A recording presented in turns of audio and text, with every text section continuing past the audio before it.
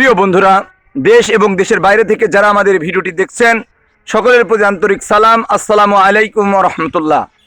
আমার ভাতিজা লাবিব হেফজোখানায় পড়াশোনা করে, আল্লাহ তাকে হাফেজ হিসেবে কবুল করুন, আল্লাহুম্মা আমিন। তো এ পর্যায়ে আমাদের লাবিব সাহেব আমাদের মাঝে তার সুললিত কণ্ঠে কোরআন তেলাওয়াত নিয়ে আসছেন। أعوذ بالله من الشيطان الرجيم. بسم الله الرحمن الرحيم. قل أعوذ برب الناس ملك الناس إله الناس من شر الوسواس الخناس الذي يوسوس في صدور الناس من الجنة والناس.